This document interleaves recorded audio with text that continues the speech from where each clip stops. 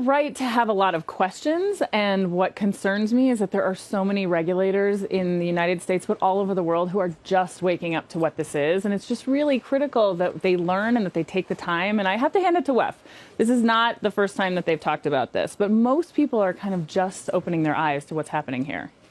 Is regulation needed, and if so, what kind? Or do we even know yet? Yeah, we're big believers in smart regulation, but we always say is you can't have smart regulation until you're smart. And so our job is to actually go in and talk to regulators and explain to them, start at point A and work them through what they need to know, how they can understand the difference between blockchain and Bitcoin, blockchain and other cryptocurrencies, the applications of blockchain technology, and also, frankly, why everyone's so excited about this technology.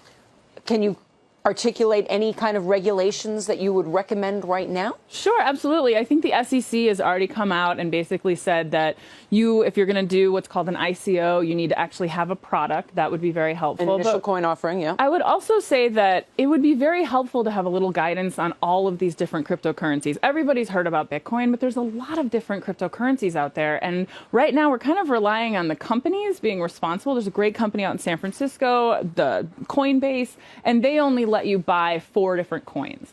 But those are their decisions, right? And they're basing it on some sort of criteria. But I think eventually there's going to need to be some guidance about whether something is pseudonymous or fully anonymous. What does pseudonymous mean? Pseudonymous just means that I don't know exactly your name attached to the IP address, but I can help. Like, law enforcement could essentially figure it out if they needed to.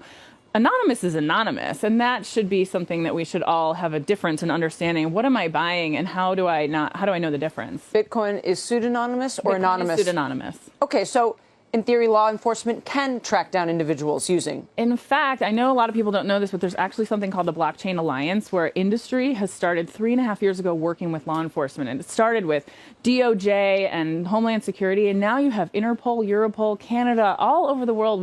They're logging into a monthly conference call, headed up by the former head of the White Collar Criminal Division at DOJ, Jason Weinstein. And there's a lot of really cool work going on educating law enforcement on this, because with the internet, a bunch of law enforcement actually came way later and said, oh my gosh, people are doing bad things with the internet. And so industry's idea was, let's go to them early and show them how to use this. But the problem is there aren't even that many people in law enforcement who know about it or even have the funding to spend time on it.